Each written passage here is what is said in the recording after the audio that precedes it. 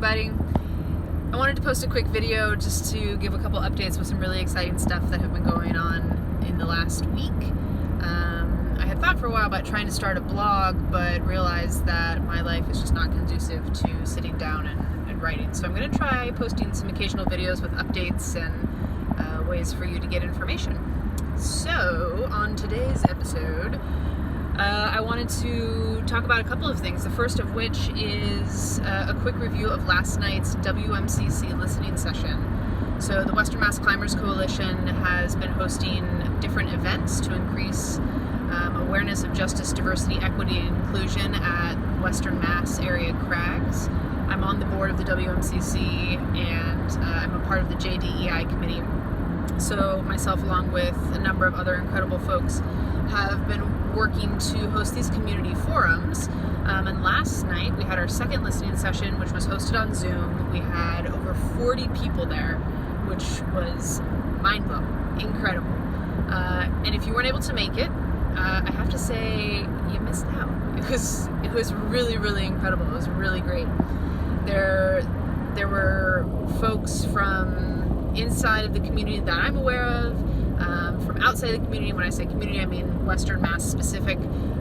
We had folks geographically from different areas, people who were longtime climbers, people who were new climbers, people from different demographic, racial, orientation, adaptive ability, backgrounds, and also people from the dominant culture. So it was lovely to see a lot of different people show up for this conversation and show up for one another.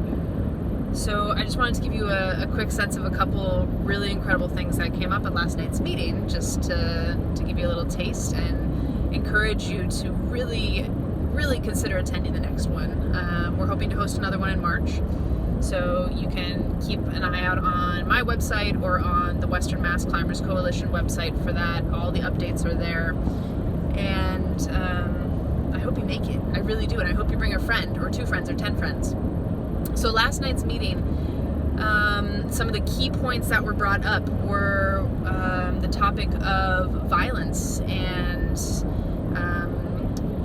what that looks like, how violence is communicated, and specifically what was brought up was the use of signage. So unfortunately, with our current political climate and how certain political parties are supporting racism, sexism, a lot of different phobias, now our political climate and political parties really reflect a certain level of violence for certain communities. And so that was brought up last night, and how the presence of certain political affiliations or other signage or ideologies being put up in different climbing communities, or even on the lawns of people who don't even climb but live near the climbing area, really make people feel unsafe and make people feel as if the climbing area suggests that they're not welcome. So thinking about that, and then that conversation turned into, well, how can the climbing community increase safety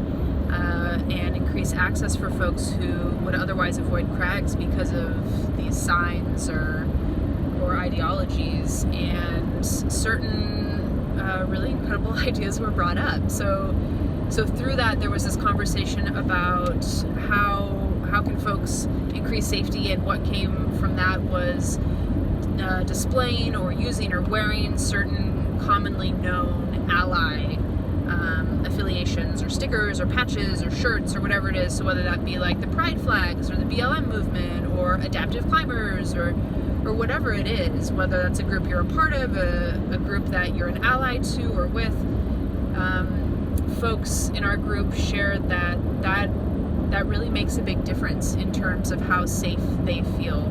And if something were to happen, whether that be like a climbing accident or a confrontation, it really makes folks feel as if others are approachable.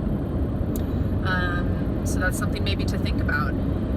The other thing that was brought up in combination with that is, if you're a person, an ally, who's going to be displaying and using these things, the pride flag or whatever it is, to really be doing your own personal work, not putting the flag on and then, like, let's say you get approached and not like knowing what to do with that, right? You haven't sat down and actually reflected and started to understand some of some of the issues that community faces if you're an ally, or your relation or proximity to a certain community that you're an ally to, and how your life and your experiences maybe differ in that, and how power and privilege tie into that. So I really encourage you to, if you feel like you're a person who wants to be an ally, this is a way you can do it, and follow that up. Walk the walk, talk the talk, do the actual work. And that doesn't mean like go out and wave your flag and say, here I am, I'm an ally, but it means that if you're going to display that, be ready to back it up with a really open-hearted, curious ear if someone or something were to happen around you, and to actually stand up and in action be an ally. Another thing that was brought up was the idea of certain areas not having guidebooks, and how that reduces access for certain communities. So certain communities who may not feel comfortable just rolling up to a crag and kind of seeing, is it friendly, is it safe, what kind of area is it in, may just avoid the crag altogether, and that being essentially like it's excluding certain communities. So for climbing areas, LCOs, communities, to really work with landowners to figure out ways, even if you're not going to publish a guidebook, to release or create spaces where there's information available so people can understand the culture, understand resources, understand communities surrounding climbing areas, and make an educated decision on if they feel safe, if that's a place that they would feel comfortable going to. And then within the communities, really making sure that you're exploring these ideas, right? How does the community handle folks who are coming in who are not from that area, who perhaps, if you're in a largely white area or a largely straight male area, if someone comes in and doesn't represent that or reflect that culture, how's the dominant community in that area handling folks who don't reflect them coming in? So providing education or trainings or conversation spaces for looking into that. And then some other things that were brought up were, how can you be a good ally? And in addition to wearing certain stickers or patches and being an ally visibly in that way, another amazing suggestion was brought up about really being self-reflective with body language. So when you're at the crag or you're at the gym or wherever it is, doesn't have to just be climbing, but if you're a person who maybe is generally in a position of power and privilege, and in a lot of climbing outdoor spaces that's white cisgender men, to really be conscious and aware of your relation in proximity to others. And that could be physical, right? That could be how you are standing when talking to another person or addressing another person. So making sure you're not standing above them. You're not assuming that other people don't know what they're doing.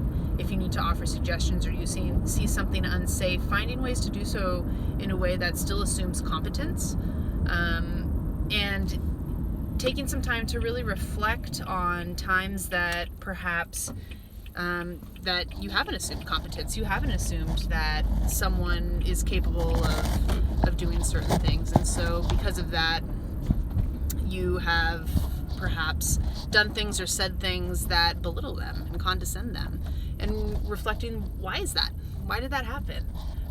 So that was another really incredible suggestion that was given last night. There were a number of other really lovely ideas that came up, and I again really encourage you to attend one of our upcoming meetings. And I want to thank Amelia, who is our host, and I want to thank everybody else on the DEI committee.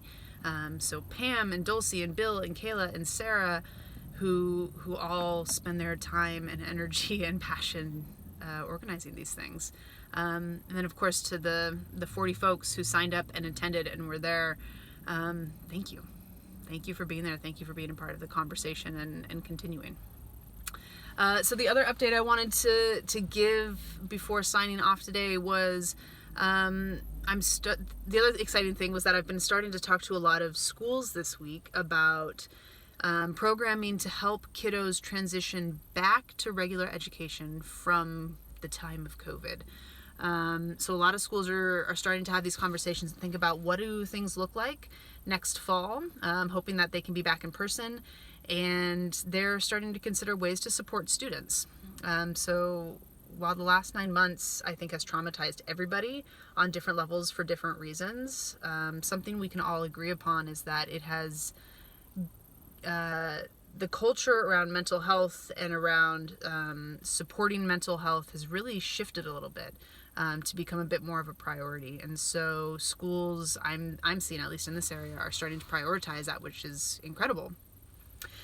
So I encourage you, if you have a little one of your own, or if you know someone who does, or you're in contact with kids, ask their education systems, their providers, how are folks planning to support little people who are coming back into the school system, who are going to be in big groups again, and are all of a sudden going to be asked to interact and trust people when for the last 9 months they were told that everybody around them is sick, and if they interact in a way that is unsafe, they could die, right? So like these messages we've been feeding these kids, all of a sudden we're going to transition them and put them back into big groups, which is everything we told them they shouldn't do. So I'm really excited to be talking to a number of different schools and organizations to use rock climbing to support that transition back.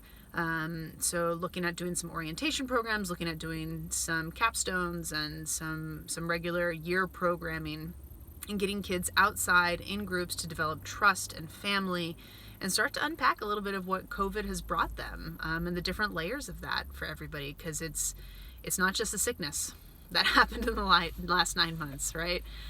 So really starting to explore a little bit for everybody about what happened, right? So that introspection, and then to encourage and develop some empathy through climbing, so that we can respect one another's experiences, also have our own, be aware of our own, and then figure out ways how do we hold each other. And climbing's an incredible and super fun metaphor for that. So I am thrilled to be developing some programs to do that.